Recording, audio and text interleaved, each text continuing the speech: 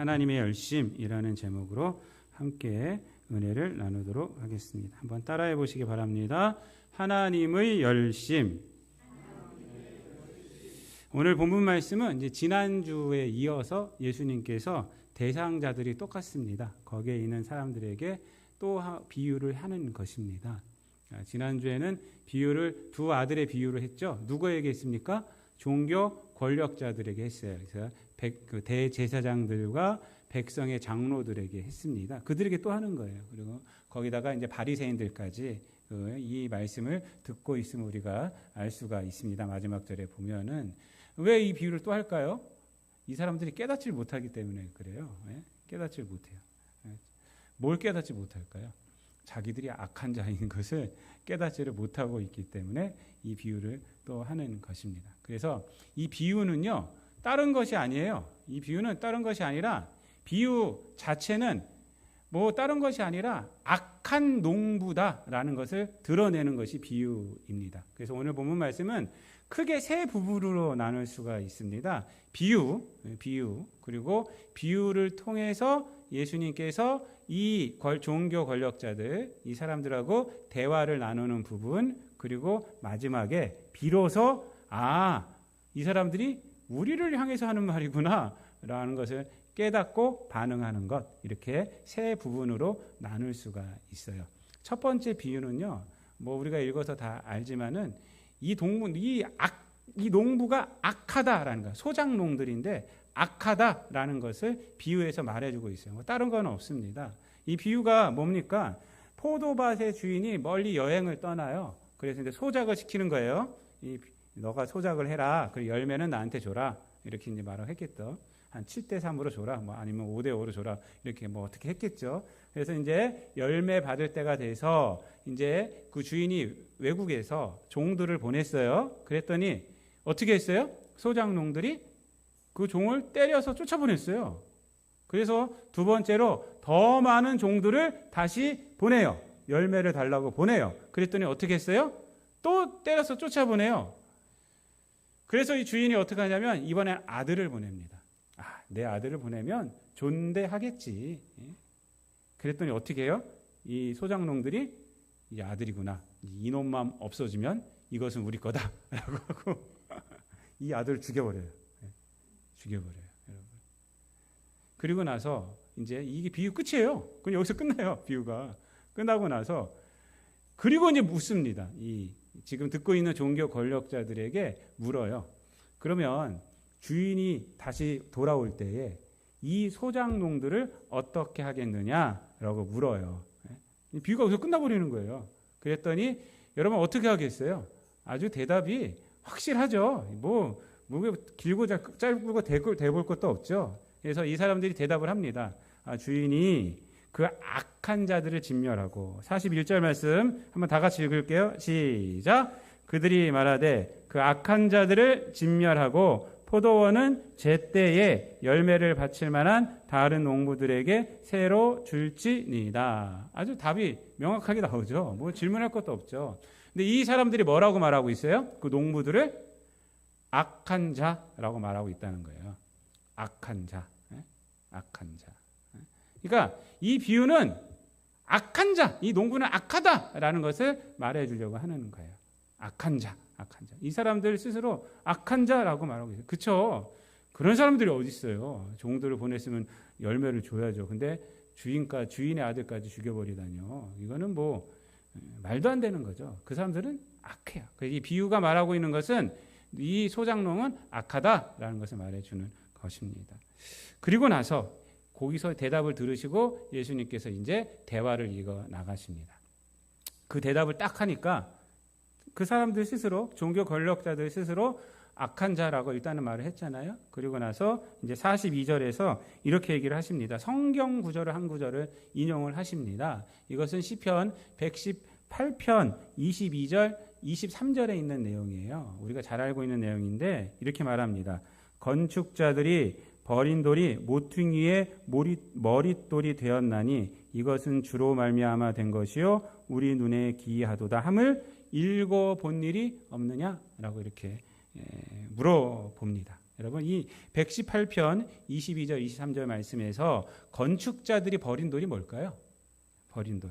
이것은 건축자들이 거부당했다는 거예요. 거부당했다. 거부당했다. 쓸모없는 돌이라는 거예요. 뭐 이리 발로 채이고 저리 발로 채이고 이라는 그런 돌. 건축자들이 버린 돌이라는 것입니다. 그런데 그것이 어떻게 됐어요? 모퉁이의 머릿돌이 됐다라고 말합니다. 모퉁이의 머릿돌은 어떤 것이냐면 건물의 기초가 되는 이제 돌입니다. 거기에 기둥이 딱 세워지죠. 우리 건물도 네모나잖아요. 네모나면 이 네 기둥에 주춧돌이 있는 거예요. 주춧돌. 거기에 기둥이 세워지고 그리고 그 기둥만 세워지는 것이 아니라 기둥을 세워서 벽과 벽을 이어주는 겁니다. 그래서 건물에서 가장 중요한 돌이 그 모퉁이 돌이에요. 모퉁이 돌. 그래서 모퉁이의 머릿돌이 된 거예요. 우리가 말하는 주춧돌을 말을 하는 것입니다. 주춧돌. 그러니까 건축자들이 버렸어요. 막 이리 채이고 저리 채이는데 그 돌이 무슨 돌이 됐어요? 건물의 가장 중요한 돌이 됐다라는 거예요. 근데 그것이 중요한 것이 아니라 그 다음 말씀에 뭐라고 그래요? 이것이 누구로 말미암아 된 것이에요? 주로 말미암아 됐다. 그러니까 하나님으로 말미암아 이것이 되어졌다라는 것입니다. 그래서 우리 눈에 기이하도다. 이렇게 생각할 수 없는 일이 일어난 거죠. 인간이 생각할 수 없는 일이 일어난 것입니다. 그러니까 사람들에게 버려진 돌이 하나님으로 말미암아 건물의 가장 중요한 돌이 됐어요. 가장 중요한 돌. 하나님으로 말미암아. 이것은 하나님이 하셨다라는 것이에요. 그래서 여기서 이제 이 돌을 통해서 하나님께서 이 예수님께서 말씀하시고 있는 것이 뭐냐면요.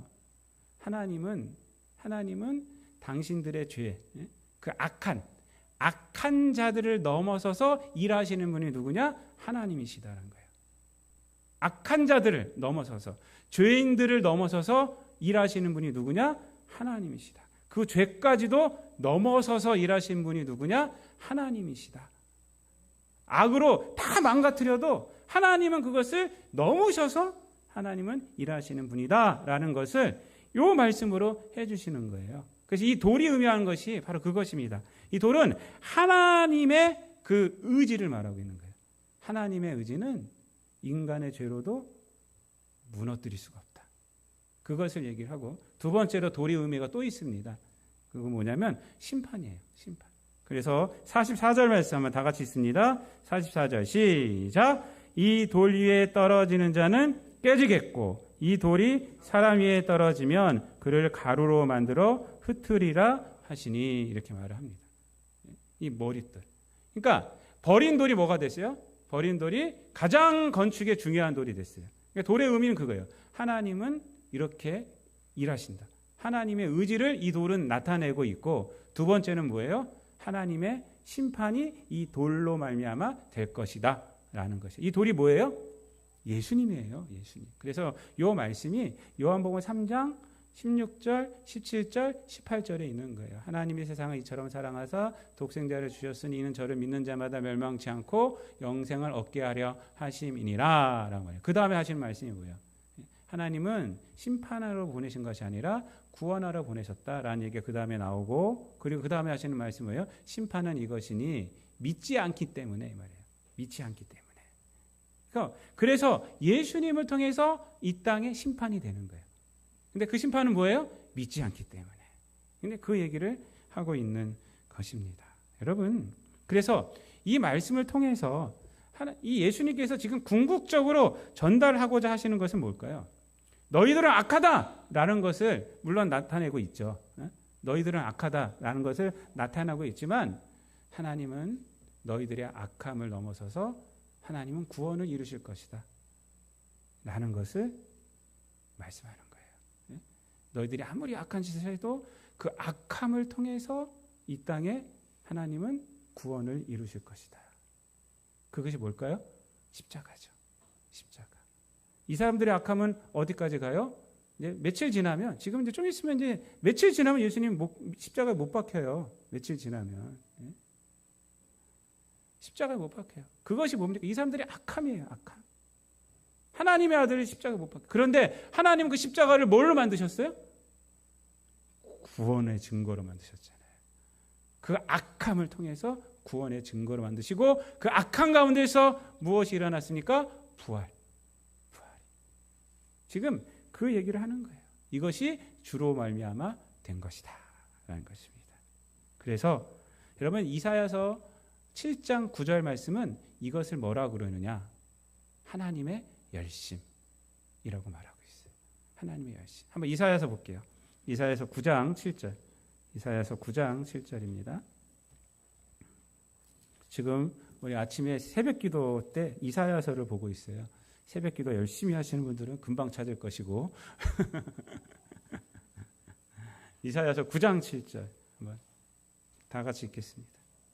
978페이지에 있습니다.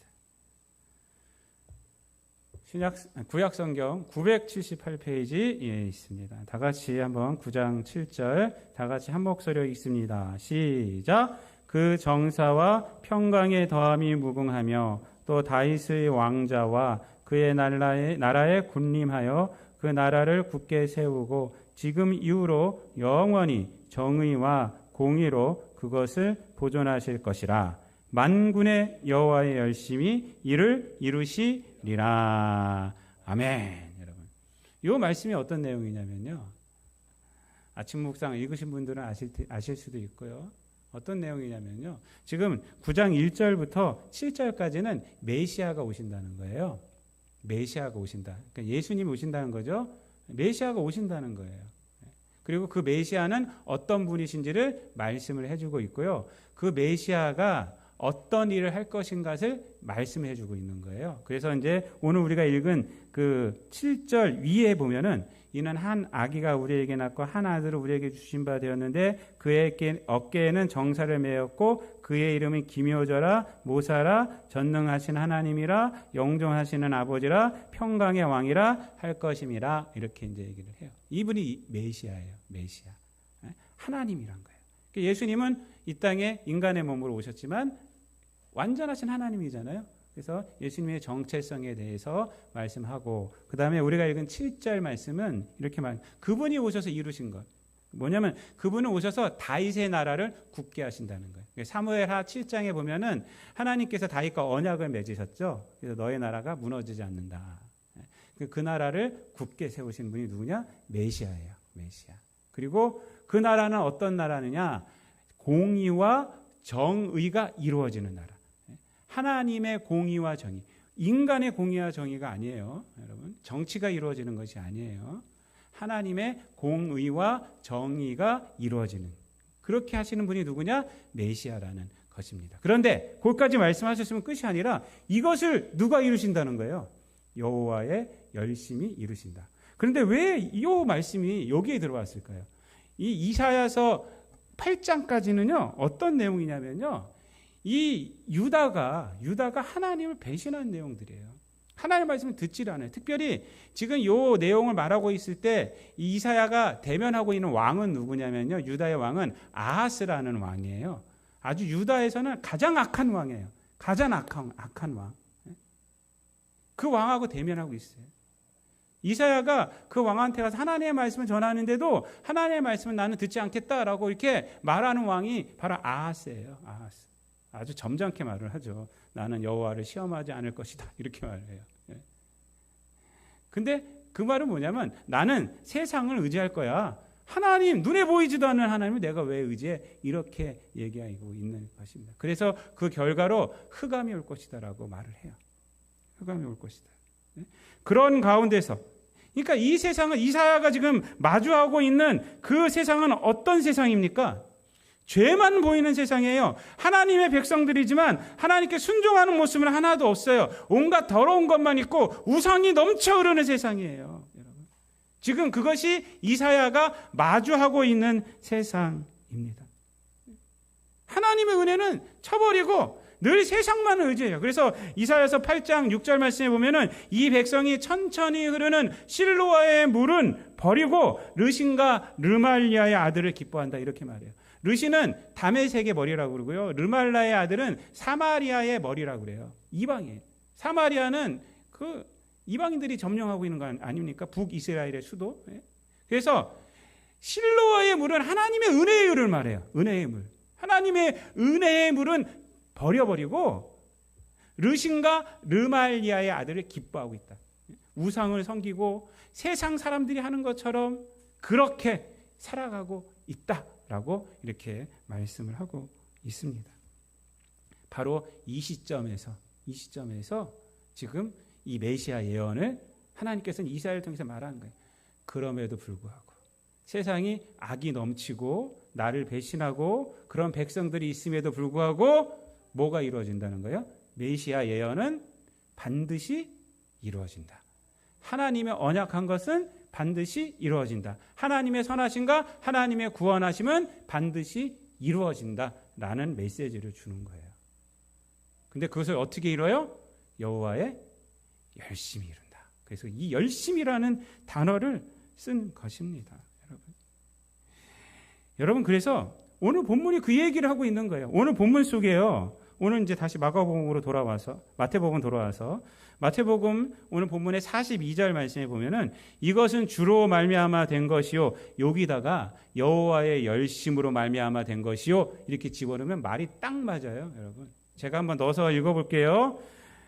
오늘 본문 21장 42절에 보면은 건축자들의 버린 돌이 모퉁이의 머릿돌이 되었나니 이것은 여호와의 열심으로 말미암아 된 것이요 라고 말하면 딱 되는 거예요. 딱 되는 거예요.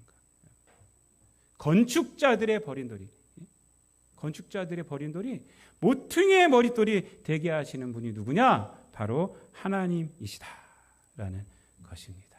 하나님은 이렇게 구원을 우리에게 이루시는 거예요. 근데 그 구원이 뭐냐면요, 세상의 죄를 넘어서 나에게 온 거예요. 그 구원은 뭐냐면요, 나의 죄를 넘어서 온 거예요. 나의 죄. 세상 생각할 거 없어요? 여러분, 내가 얼마나 악합니까? 우리는 어떤 상태였어요? 성경에서 말하는 인간의 상태가 어떤 상태예요? 구원이 필요한지도 모르는 상태. 구원이 필요한지도 모르는 상태. 물불을 가리지 못하는 상태. 그것이 우리들이에요. 그런데 하나님께서 그걸 무지함이라고 그래요. 무지함. 그리고 연약함. 우리가 능력으로 구원을 받을 수 없는 상태. 그것이 인간의 상태예요. 그것을 넘어서 우리에게 구원을 주신 분이 하나님이세요. 하나님. 그것을 넘어서. 그것이 우리가 받은 구원입니다. 여러분, 하나님은 그 구원을 이루시는 거예요. 아무리 내가 악해도 그 악함을 넘어서 나에게 온 거잖아요, 구원이. 그러니까 이 구원이 얼마나 귀해요. 정말로 우리가 믿음으로 이 땅에 살아간다면요, 그 구원이 정말 귀한 거예요. 제가 지난 주일에 말씀을 가만히 이렇게 묵상하다가 히브리서 말씀이 갑자기 떠올라요. 하나님이 계신 것과 하나님이 상 주시는 이심을 믿어야 할지니라. 믿음에 대한 내용이잖아요. 그렇구나. 여러분, 우리가 진짜 하나님이 살아계신다고 믿으면 우리가 함부로 행할 수 있을까요? 안 믿으니까 함부로 하는 거예요. 진짜. 하나님 믿음은 뭐냐면 하나님이 계신 것과 하나님을 찾는 자들에게 상 주시는 이심 믿는 거예요. 그러면 어떻게 해요? 우리가 이 땅 가운데서 하나님의 일에 열심히 하죠, 여러분. 우리가 손해볼 게 뭐가 있어요? 우리가. 하나님이 기뻐하시는 자들에게 하나님은 어떤 분이세요? 상을 주시는 분이에요. 하나님이 살아계세요. 그걸 안 믿으니까 내 마음대로 살고 이렇게 하는 거죠. 갑자기 그런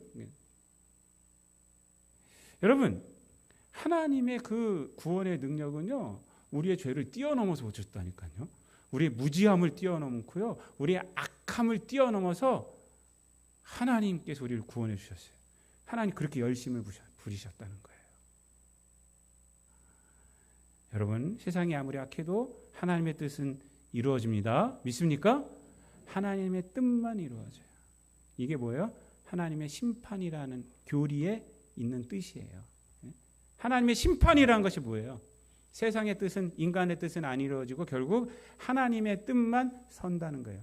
그래서 시편 90편에서 하나님의 은혜로 말미암아 우리의 인생이 어떻게 된다고요? 견고히 서가는 거예요. 하나님의 은혜가 없으면 우리의 인생의 자랑은 뭐라고요? 수고와 슬픔이란 것이에요. 하나님의 진노 아래 있기 때문에.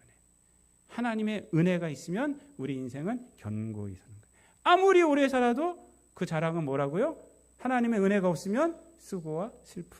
그래, 하나님의 은혜가 있으면 견고히 서간다.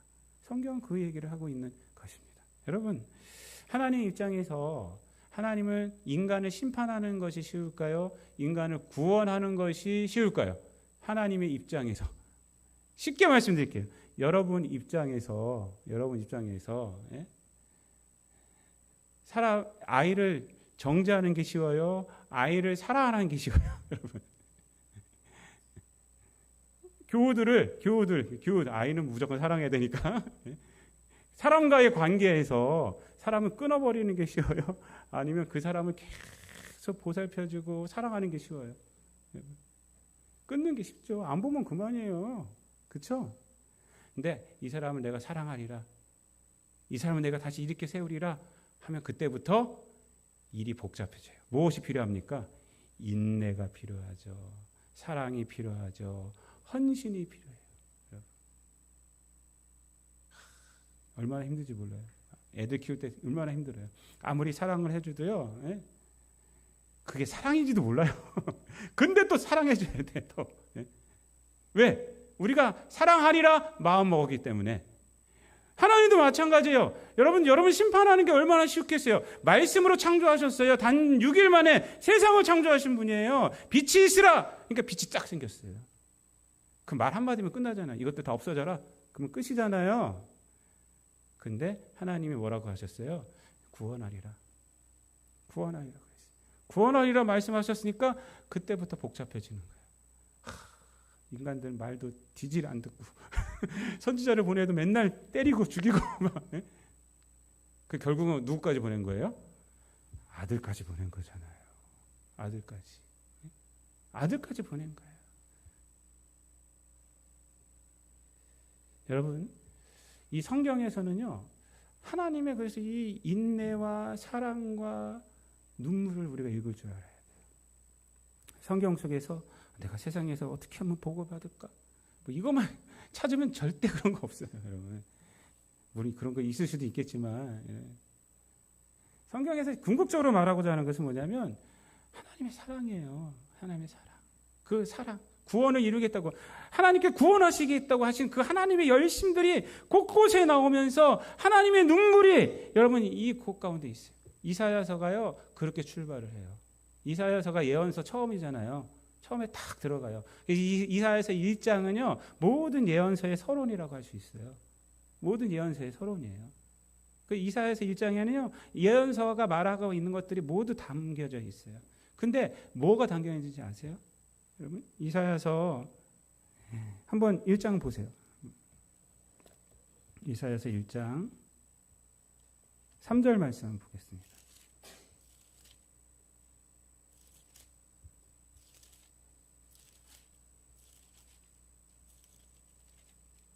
4절 말씀 보겠습니다. 4절 말씀, 이사야서 1장 4절, 968페이지에 있습니다. 968페이지. 다 같이 읽겠습니다. 시작. 슬프다 범죄한 나라요 허물진 백성이요 행악의 종자요 행위가 부패한 자식이로다. 그들이 여호와를 버리며 이스라엘의 거룩하신 이를 만홀히 여겨 멀리하고 물러갔도다 라고 말합니다. 하나님이 뭐라고 말한 거예요? 슬프다. 왜 슬퍼요? 여러분, 하나님이 이스라엘을 거룩한 나라요 거룩한 백성이요 거룩한 구원의 종자로 부르셨어요. 그런데 어떤 사람이 됐어요? 어떤 나라가 됐어요? 범죄한 나라가 됐고, 거룩한 백성이 아니라 허물진 백성이 됐고, 거룩한 종자, 구원의 종자가 아니라 행악의 종자, 행위가 부패한 자식이 되어버렸어요. 이것을 통해서 하나님 뭐라면 슬프다. 눈물을 흘리고 있는 거예요. 그 자식을 바라보면 슬프다. 여러분들의 자녀들이 만약 이렇게 있었다 생각해 보세요. 얼마나 가슴이 아파요. 우리 성도님들 중에 저한테 와서 자식 때문에 우는 분들이 있어요. 어떻게 하면 좋겠냐. 자식이 막 딴 데로 나가면요. 제가 초등학교 때 친구가 있어요. 희두라고, 최희두라고 저하고 아주 단짝이었어요. 제가 시골 살다가 서울로 이사 와가지고요. 그 촌놈으로 있다가 성남 살다가 이사 와서, 근데 걔가 너무 착해서 같이 잘 지냈어요. 고등학교 때 헤어졌다가 제가 걔가 보고 싶어서 졸업하고 걔네 집을 찾아갔어요. 신촌에 있었는데 걔네 엄마도 저를 잘 알아요. 우리 어머니도 걔를 잘 알아요. 고등학교 때 제가 찾아갔어요. 졸업하고 아니라 고등학교 때 희도 차고 보고 싶어가지고 갔더니 얘가 날라리가 된 거예요. 완전히 얼굴이 잘생겨져 갖고요.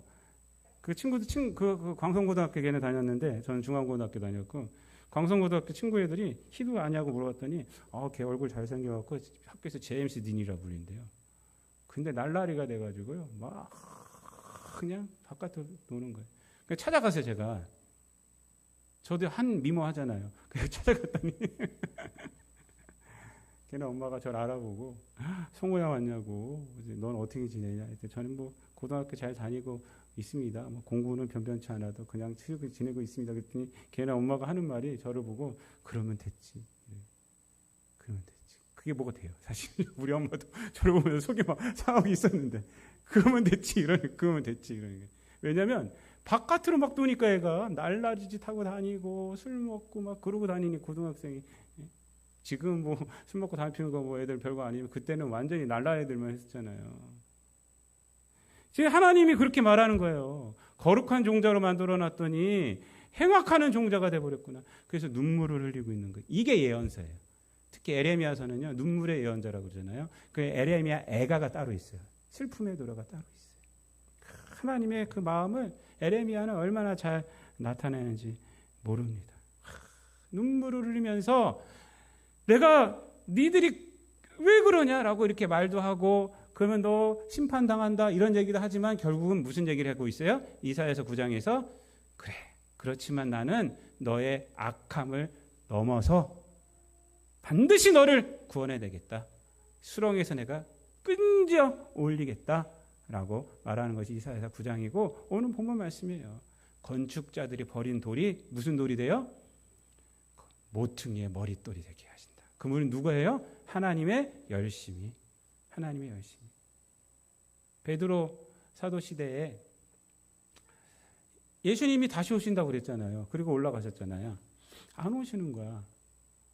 그러니까 사람들이 뭐라 그러냐면 베드로 사도들 비롯한 모든 사도들을 향해서 저것들 거짓말쟁이라고 이렇게 말을 하고, 베드로 사도를 따르는 사람들, 교회 사람들에게 너희들은 저 사람들에게 속고 있는 거다. 저 사람들은 너희를 통해서 권력을 얻으려고 하는 것이고 너희를 이용하려고 하는 것이다 라고 이렇게 말해요. 예수님이 오신다고 했는데 안 오시니까 또 재림을 전하고 있으니까 우리도 재림 전하잖아요. 지금도 안 오셨잖아요. 그렇게 말해요. 근데 베드로 사도가 뭐라고 하는지 아세요? 베드로 후서 3장 8절 9절 말씀 한번 찾아볼게요. 이것도 우리가 잘 아는 말씀이지만 베드로 후서 3장 8절 9절, 신약 페이지로 387페이지 있습니다. 베드로 후서 3장 8절 9절 387페이지에 있습니다. 베드로후서 3장 8절 9절 다 같이 읽습니다. 시작. 사랑하는 자들아, 주께는 하루가 천년 같고 천년이 하루 같다는 이 한 가지를 잊지 말라. 주의 약속은 어떤 이들이 더디다고 생각하는 것 같이 더딘 것이 아니라 오직 주께서는 너희를 대하여 오래 참으사 아무도 멸망하지 아니하고 다 회개하기에 이르기를 원하시느니라. 아멘. 무슨 말씀이에요 이게? 이 얘기를 해요. 그 위는 막 그런 얘기인데, 속지 말아라 뭐 거짓 선지하는 얘기인데, 하루가 천년 같고 천년이 하루 같다. 이거 한 가지 잊지 마라. 제가 언젠가 이거 갖고 설교를 한 적이 있어요. 여러분 기억하시는지 모르겠는데, 이게 무슨 얘기냐면요, 하나님의 시간은 어떤 시간이냐? 너희를 구원하려고 하는 시간이다. 이 얘기를 하고 있는 거예요. 그래서 그 다음 말씀에 하는 말이 9절 말씀에 더딘 것이 아니다. 주의 약속은 어떤 이들이 생각하는 것처럼 더딘 것이 아니라, 예수님이 늦게 오시는 것이 아니라 뭐냐면 한 명이라도 더 구원해내려고 하는 하나님의 인내하심이고 하나님의 사랑하심이다. 지금 예수님이 확 와보시면 어떻게 돼요? 그러면은 그냥 심판이잖아요. 그러니까 이렇게 말씀하시는 거예요. 오직 주께서는 너희를 대하여 오래 참으사 아무도 멸망에 하지 않고 다 회개하게 이르기를 원하고 계시는 중이야. 이게 늦는 것이 아니라 하나님이 인내하고 계시는 거야. 하나님이 사랑하고 계시는 거야. 이 얘기를 하고 있는 거야. 그런다 하나님의 때가 되면 오긴 올 거야. 더딘 것이 아니라. 그래서 하루가 천년 같고 천년이 하루 같다. 이 말이 뭡니까? 시간을 얘기하는 것이 아닙니다. 이것은 뭐냐면 하나님의 시간은 언제든지 우리를 향하고 있다는 거예요. 천년 동안의 시간이든 하루 동안의 시간이든 우리를 향하고 있다는 거예요. 우리를 구원하려고 하신다는 거예요. 하나님의 시간은 그렇다는 거예요. 이것을 잊지 말아라 라고 얘기를 해주고 있습니다.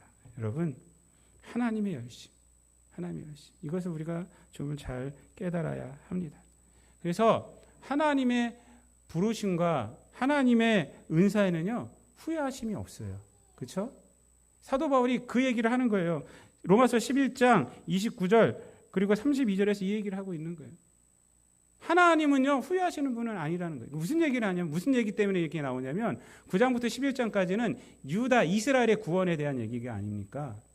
로마서 9장부터 11장까지는 이스라엘에 대한 구원이에요. 어떤 사람이 무슨 얘기를 했냐면, 하나님이 이스라엘의 아들을 보냈는데 그 이스라엘이 예수님을 못 박아 죽었으니까 그 이스라엘은 실패한 거다. 하나님의 구원 계획도 실패한 거다. 이렇게 말한 거예요. 그럴 수 있잖아요. 하나님이 선택하시고 키운 이스라엘에게 하나님의 아들을 보냈잖아요. 근데 죽었어. 그 이스라엘이 죽였어. 그러면 하나님의 구원 계획은 실패한 거 아니냐. 그때 뭐라고 말하냐면 사도 바울이 아니다 라고 하면서 하나님의 은사와 부르심에는 후회하심이 없다. 무슨 얘기냐면요, 어떤 얘기를 하냐면 실패한 것이 아니라 더 풍성한 것이 되게 하기 위해서 그렇게 하신 것이다. 그래서 이스라엘을 넘어서 유대인에게 가지 않았느냐 이 말이에요. 복음이 이스라엘을 넘어서 유대인에게 가게 하셨지 않았느냐. 더 풍성한 것이 된 것이다라는 거예요. 그리고 그 하나님의 그 사랑과 계획은 다시 모든 이방인들을 넘어서 다시 이스라엘로 돌아올 것이다 라는 것이 로마서 11장 말씀이에요.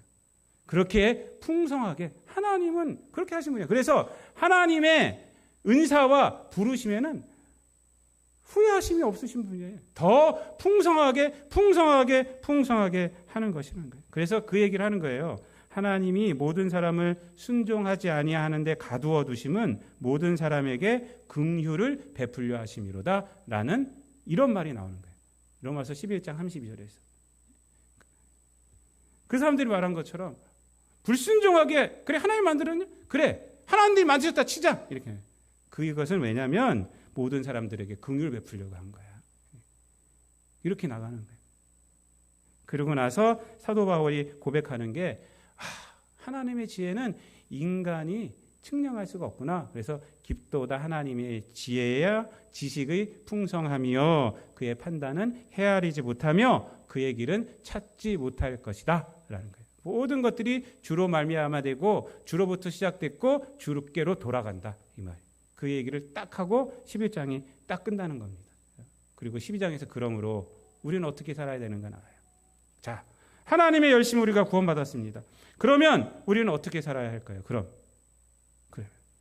우리는 뭘 어떻게 살아야 되느냐? 하나님의 열심으로 나의 죄를 뛰어넘어서 우리가 구원받은 백성인지 우리는 알고 있잖아요. 그럼 우리는 어떻게 살아야 돼요? 우리는 이 하나님의 열심으로 살아야 돼요. 그렇죠? 그 하나님의 열심은 어떤 열심이에요? 우리의 죄와 악함을 뛰어넘는 거예요. 그래서 첫 번째로 내 자신에게는 성결을 이루는 삶이 되어야 돼요.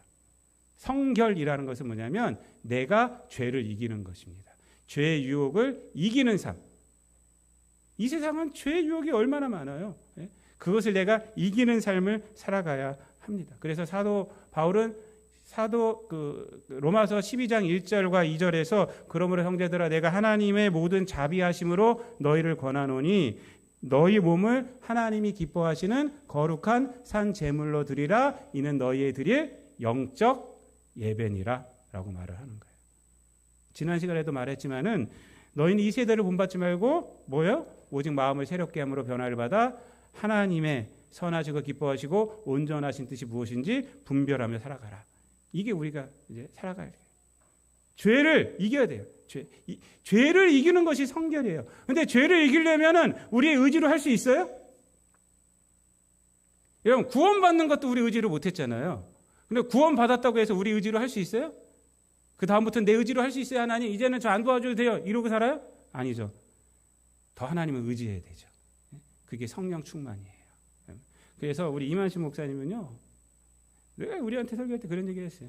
성령 충만해야 한다. 구원받은 자도 성령 충만하지 못하면 죄 가운데 빠진다. 구원받았으면 구원도 우리 능력으로 못하잖아요. 하나님이 죄를 넘어서 우리를 구원해 주셨잖아요. 그럼 구원받은 자는 더 어떻게 해야 돼요?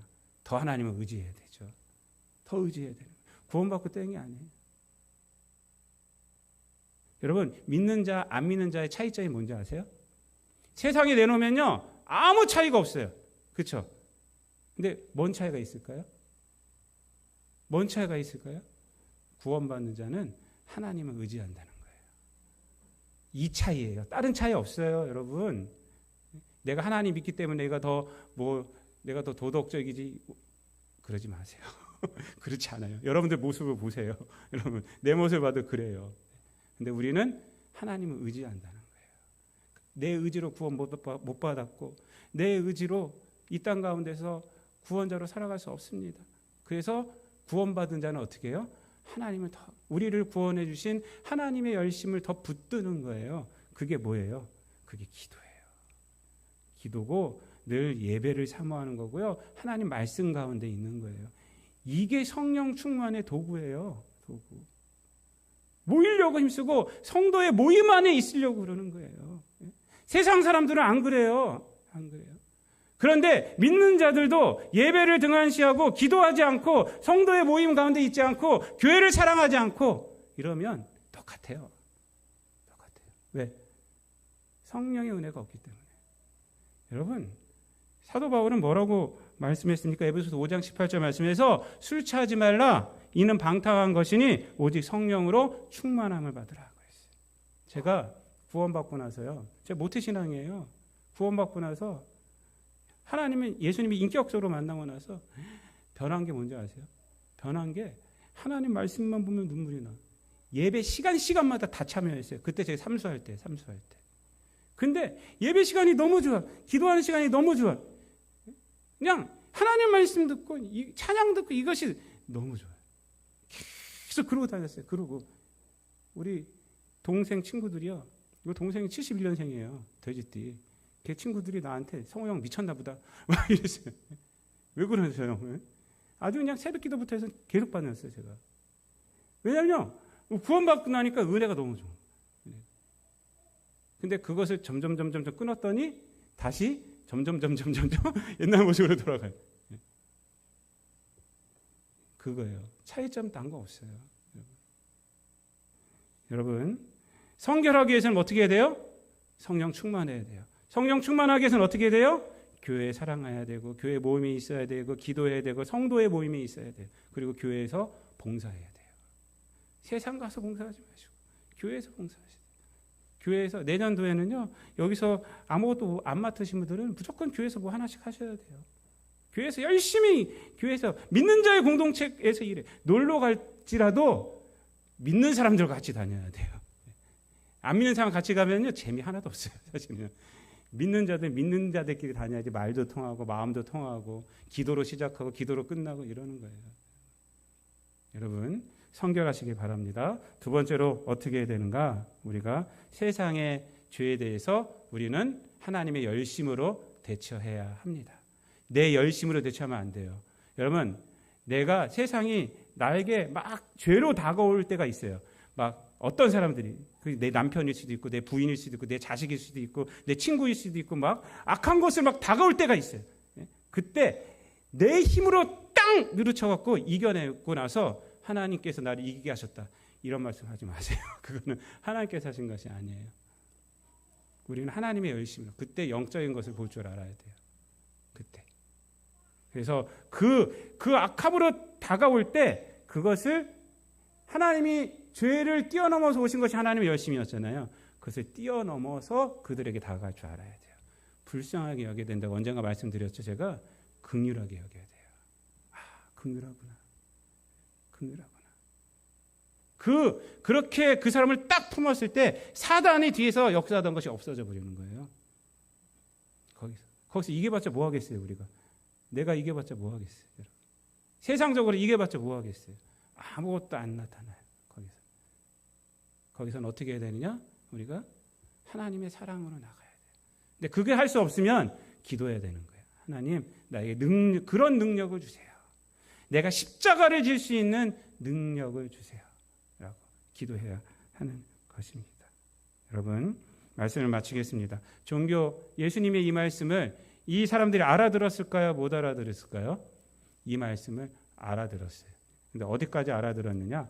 아, 예수님이 나에 대해 하는 말이구나. 내가 악하다는 것을 말하고 있구나까지만 알아들었어요. 그래서 보면은 45절 말씀 다 같이 한번 읽습니다. 시작. 대제사장들과 바리새인들이 예수의 비유를 듣고 자기들을 가리켜 말씀하심인 줄을 알고 그랬어요.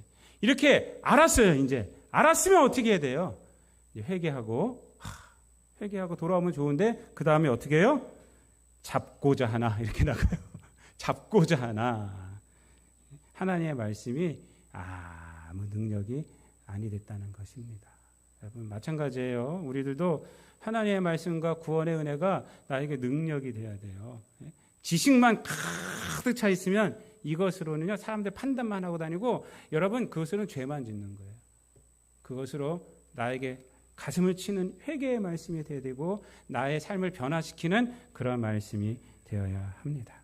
결국 이 사람들은 어떻게 됩니까? 그래서 이렇게 말씀을 하고 있습니다. 43절 말씀 다 같이 있습니다. 시작. 그러므로 내가 너희에게 이르노니 하나님의 나라를 너희는 빼앗기고 그 나라의 열매 맺는 백성이 받으리라. 이렇게 합니다. 그래서 너희는 빼앗기고 하나님의 나라를. 그래서 하나님께서 어떻게 하세요? 그래서 교회를 세우시는 거예요. 교회를 세우셔서 이제 이스라엘 통해서 역사하시는 것이 아니라 교회를 통해서 성도를 통해서 이 구원의 복음을 세상 가운데 전하고 하나님의 일을 이제 하시는 것입니다. 그것이 지금 현재 이제 세상이 된 것입니다. 사도 바울은 그 하나님의 교회를 통해서 역사하신 그 사랑이 다시 이제 유다 백성들을 깨울 것이다. 이스라엘 백성들을 깨울 것이다라고 말하는 것이 로마서 11장입니다. 사랑하는 성도 여러분, 하나님은 건축자들의 버린 돌을 모퉁이의 머릿돌이 되게 하셨습니다. 이것을 늘 깨달으시고 이 하나님의 열심에 감사하며 우리 또한 이 하나님의 열심으로 살아가셔서 죄를 이기는 성결한 자들 되시고 복음의 능력으로 또한 세상을 이기시는 저와 여러분 되시기를 우리 주님 예수 그리스도의 이름으로 축원드립니다. 기도하겠습니다. 사랑과 은혜가 풍성하신 아버지 하나님 감사를 드립니다. 하나님의 열심을 우리의 죄를 넘어서서 오신 것이고 세상의 악함을 넘어서서 우리를 구원해 내신 것임을 늘 깨닫고 우리들도 이 하나님의 열심으로 우리가 성결한 삶을 살고 또한 복음의 증인으로 이 땅 가운데서 성령 충만함으로 성령의 능력을 세상 가운데 드러내며 구원의 증거가 되는 또한 구원의 능력을 사람들에게 전하는 우리 모든 성도들 되게 하여 주옵소서. 감사드리며 예수님의 이름으로 기도드리옵나이다. 아멘.